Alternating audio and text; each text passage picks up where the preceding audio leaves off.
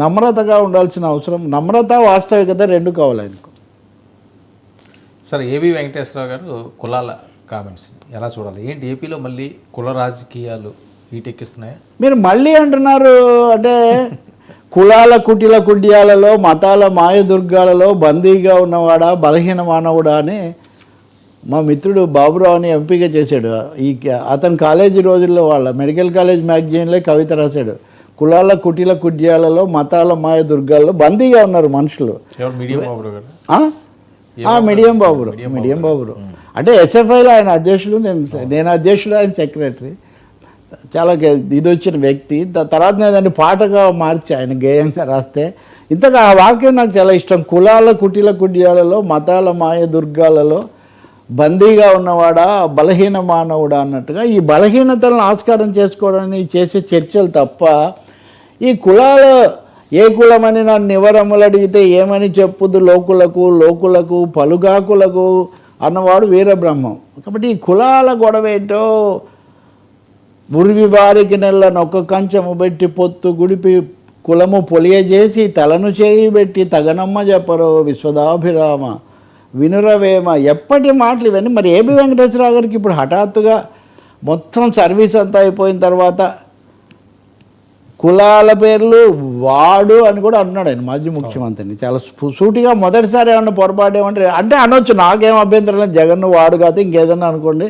ఆయన వైసీపీ వాళ్ళు చేసుకునేది ఏదో చేసుకుంటారు. కానీ నాకు అన్యాయం జరిగిందని ఒక అధికారిగా చెప్పడం వేరు, ఇంకోటి చెప్పడం వేరు. రాజకీయాలను కులపరంగా విభజించే ఒక ప్రయత్నం అప్పుడు జరిగి ఉంటే ఇప్పుడు కూడా అదే జరుగుతుందని చెప్తాను. ఒకటైతే నిజం, ఇందాక మనం చర్చించిన దాంట్లో మొదట జనసేన, రెండు మన కొలికపూడి, ఈ వీటన్నిటిలో చాప కింద నీరులాగా ఈ నీడలాగా ఇది ఉంది.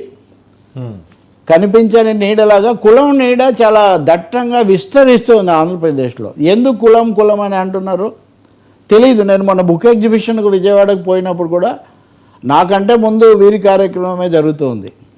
ఆ సభలో కూడా, ఆ సభకు ముందు ఆయన ఇంకేదో కుల సంఘం సభలోనే ఇక్కడ పాల్గొని వచ్చారు. అక్కడ కూడా ఈ మాట్లాడేది మీడియాలో వచ్చాయి.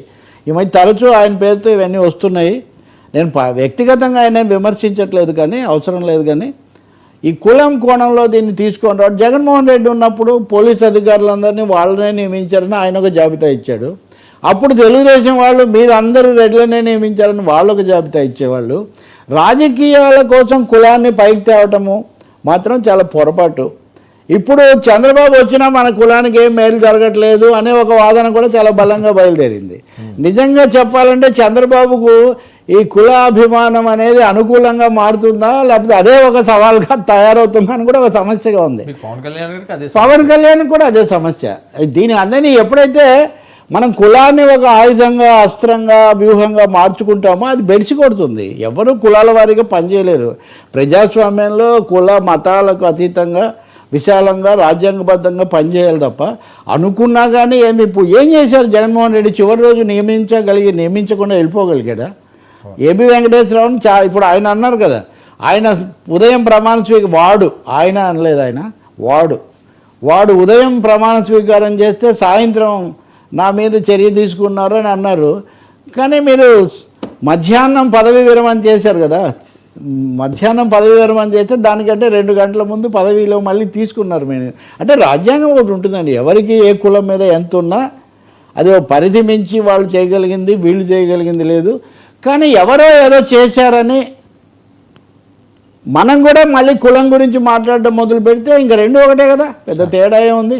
మీరు 1 వేలు చూపిస్తే మిమ్మల్ని 4 వేలు చూపిస్తాయన్నట్టుగా ఇప్పుడు రోగం అదే కాబట్టి నేను చెప్తుంది, ఒకవేళ గతంలో చేస్తుంటే వాళ్లకు, ఇప్పుడు చేస్తుంటే వీళ్లకు కూడా కులాల కోణంలో చూడకండి సార్, రాజకీయాల కోణంలో చూడండి.